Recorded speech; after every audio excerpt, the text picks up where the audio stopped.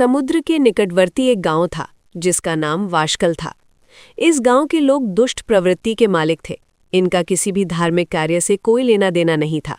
ये ना तो देवताओं पर विश्वास करते थे और ना ही भाग्य पर। ये लोग खेती करते थे, परंतु साथ में अस्त्र और शस्त्र भी रखते थे। धर्म और न्याय से इनका कुछ लेना देना नहीं था। वे सदा ही भोगों में डूबे रहते थे। यहाँ की स्त्रियां भी कुटिल, दुष्ट, नीच विचार वाली थीं। ये एक गांव नहीं, दुष्टों का निवास स्थान था। इसी गांव में एक बिंदुक नाम का ब्राह्मण रहता था, जो बड़ा ही दुराचारी और महापापी था। उसकी एक स्त्री थी जो बहुत ही सुंदर थी, जिसका नाम चंचुला था। वो सदा धर्म का पालन करती थी और कुकर्म के मार्ग से दूर रहती थी। परंतु इसका पति दुष्ट ब्राह्मण वेश्यागामी हो गया था। इसी तरह काफी समय बीत जाने पर पति के आचरण और संगति से प्रभावित होकर आगे चलकर वो स्त्री भी दुराचारिणी हो गई। इसी दुराचार में इस पति पत्नी का बहुत समय व्यतीत हो गया। एक दिन दुष्ट बुद्धि ब्राह्मण बिंदुक समय अनुसार मृत्यु को प्राप्त हो गया और घोर नरकों में जा पड़ा। अनंत काल तक नरक भोगने के बाद वो दुष्ट पापी विंध्य पर्वत पर पिशाच की योनि में आ गया। उसकी स्त्री चंचुला बहुत समय अपने पुत्रों के साथ ही रही। एक दिन सौभाग्य से किसी त्योहार के आने पर वो स्त्री भाई बंधुओं के साथ किसी तीर्थ यात्रा पर गई। तीर्थयात्रियों के साथ उसने वहां के जल में स्नान किया। वो तो घूमने फिरने के विचार से मेला देखने की दृष्टि से गई थी। वहां एक दिन वो घूमती फिरती किसी देव मंदिर में पहुंची, जहां एक ब्राह्मण देवता शिव पुराण की कथा कर रहे थे। ब्राह्मण देवता कह रहे थे कि जो स्त्रियां पराये पुरुषों के साथ मलिन होती हैं, वो मरने के बाद यमलोक में जाती हैं। वहां यमराज के दूत उनको घोर नरकों में ले जाते हैं, जहां गरुड़ पुराण के अनुसार बहुत भयानक यातनाएं दी जाती हैं। जो स्त्रियां पर पुरुष का संग करती हैं, उनकी योनियों में तपे हुए लोहे का लावा डाला जाता है। ब्राह्मण देवता के मुख से ये कथा सुनकर चंचुला भय से कांपने लगी और व्याकुल हो उठी।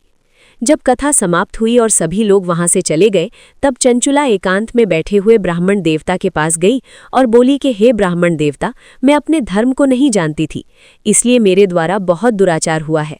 मैंने बहुत पाप किए हैं। मेरे ऊपर कृपा कीजिए और मेरा उद्धार कीजिए। आज आपके प्रवचनों को सुनकर मुझे बहुत ही भय लग रहा है। मुझे इस संसार से वैराग्य हो गया है। मुझ पापिन को धिक्कार है। मैं निंदा के योग्य हूँ। धर्म से विमुख हो गई। न जानी कौन कौन सी घोर यातनाओं को मुझे सहना पड़ेगा। मृत्यु काल में उन यम के दूतों का सामना कैसे हो पाएगा? जब वे बलपूर्वक मेरे गले में फंदे डालकर मुझे बांधकर यमलोक ले जाएंगे, तब मेरा क्या होगा? जब मेरे शरीर के टुकड़े टुकड़े किए जाएंगे, उन भयंकर यातनाओं से मेरी कौन रक्षा करेगा? हे ब्राह्मण देवता, मैं पाप में डूबी रही। आप ही मेरी सहायता कर सकते हैं। मैं आपकी शरण में आई हूँ। आप ही मेरा उद्धार कीजिए। और इस तरह कहते कहते चंचुला ब्राह्मण देवता के चरणों में गिर पड़ी। ब्राह्मण देवता ने कृपापूर्वक उसे उठाया और कहा कि तुम सौभाग्यवती हो। भगवान शंकर की कृपा से शिव पुराण की कथा सुनकर तुम्हारा चित्त वैराग्यमय हो गया है। डरो मत। भगवान शिव की शरण में जाओ। उनकी कृपा से सारे पाप नष्ट हो जाते हैं। उनकी कृपा से मैं कथा का वर्णन करता हूँ, जिसके सुनने से तुम्हें उत्तम गति की प्राप्ति होगी। साथ ही तुम्हारे मन में विषयों के प्रति वैराग्य हो जाएगा। पश्चाताप से ही पाप की शुद्धि होती है। जो पश्चाताप करता है, वही वास्तव में पापों का प्रायश्चित करता है।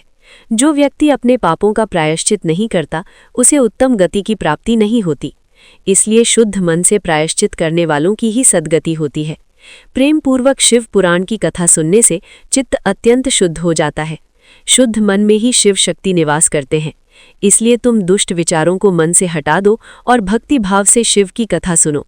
इससे तुम्हें मोक्ष की प्राप्ति होगी। इतना कहकर ब्राह्मण देवता चुप हो गए और उनका हृदय करुणा से उत्प्रोत हो गया। वे ध्यान में मग्न हो गए और चंचुला मन ही मन प्रसन्न हो गई। ब्राह्मण देवता का उपदेश सुनकर चंचुला के नेत्रों में आनंद के आंसू छलक आए। शिव पुराण की कथा सुनने के लिए चंचुला ब्राह्मण देवता की सेवाओं में तत्पर हो गई और वहां रहने लगी। समय बीतता गया और ब्राह्मण देवता चंचुला को सारी शिव पुराण की कथा सुनाते रहे, जिसे सुनकर चंचुला कृतार्थ हो गई। कथा सुनने के बाद उसके हृदय में शिव के सद्गुणों का चिंतन होने लगा और वो निरंतर अभ्यास में बदल गया। कुछ समय पश्चात भक्ति, ज्ञान और वैराग्य से युक्त हुई चंचुला ने बिना किसी कष्ट के अपना स्थूल शरीर त्याग दिया। जैसे ही उसने अपना स्थूल शरीर छोड़ा और सूक्ष्म शरीर धारण किया, तो भगवान शिव का भेजा हुआ एक दिव्य विमान वायु की गति से वहां पहुंच गया। जो विमान अनेक शिवदूतों से संयुक्त और भांति भांति के शोभा साधनों से संपन्न था। चंचुला को आदरपूर्वक उस विमान पर बिठाया गया और भगवान शिव के धाम में ले जाया गया। शिवलोक में पहुंचते ही उसके सारे पाप नष्ट हो गए और उसने दिव्य रूप धारण कर लिया। मस्तक पर अर्धचंद्र का मुकुट धारण किए हुए वो देवी शोभाशाली दिव्य आभूषणों से विभूषित हो गई थी। शिवपुरी में पहुंचते ही उसने महादेव जी को देखा। सभी मुख्य देवता उनकी सेवा में उपस्थित थे। गणेश जी, भृंगी, नंदीश्वरेश्वर और वीरभद्रेश्वर आदि। शिव का तेज करोड़ों सूर्य को भी फीका कर रहा था। उनका सारा शरीर श्वेत भस्म से युक्त था। इस तरह भगवान शंकर का दर्शन पाकर चंचुला बहुत प्रसन्न हुई और बारंबार शिव को प्रणाम करने लगी। वो हाथ जोड़कर बड़े प्रेम और आनंद के साथ विनीत भाव से खड़ी हो गई। उसके नेत्रों से आनंद की लहरें बहने लगी तथा संपूर्ण शरीर में रोमांच जाग उठा। उस समय भगवान शंकर और माता पार्वती ने बड़ी करुणा से उसे अपने पास बुलाया और बड़े प्रेम से उसे अपनी सखी बना लिया। वो परमानंद की अवस्था में शिवलोक में निवास करने लगी।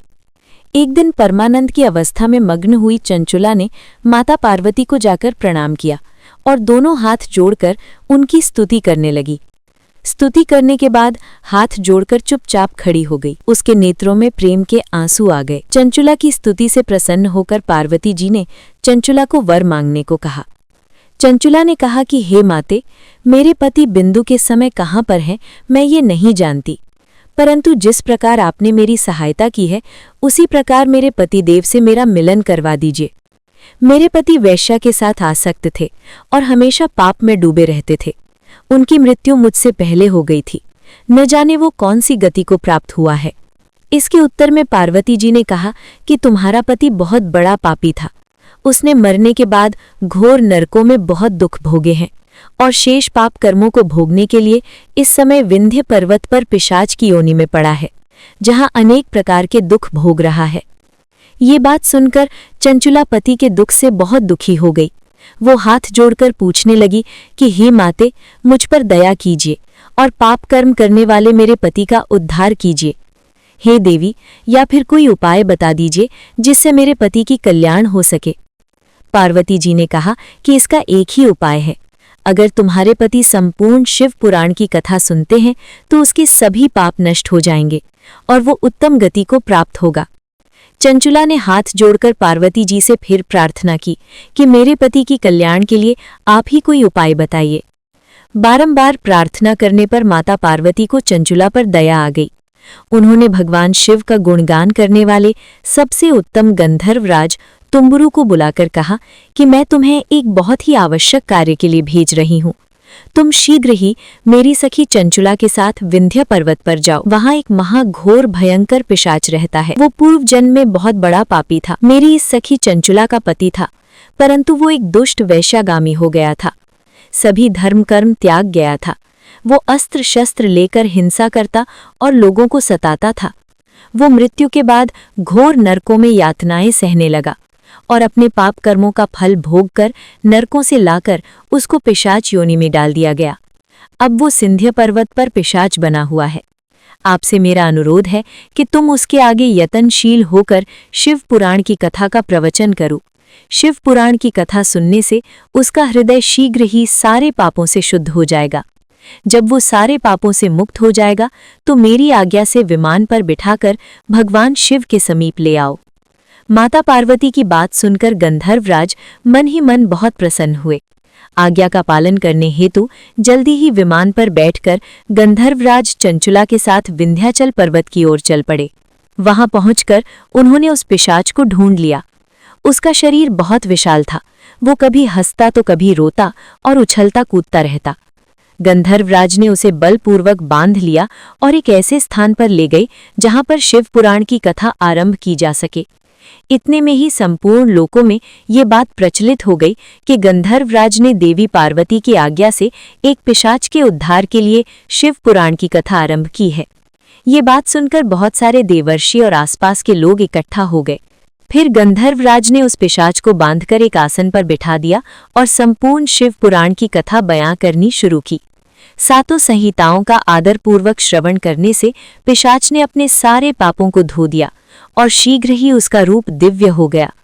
उसके शरीर पर श्वेत वस्त्र और आभूषण प्रकट हो गए। अपनी पत्नी चंचला के साथ मिलकर शिव की गुणगान गाने लगा।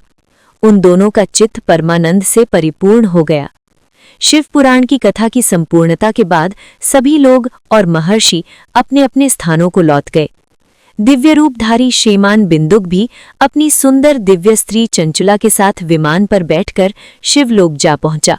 वहां पर पार्वती जी और भगवान शिव ने उनका बड़ा आदर सत्कार किया और सुखी होकर शिवलोक में आनंदपूर्वक रहने लगे।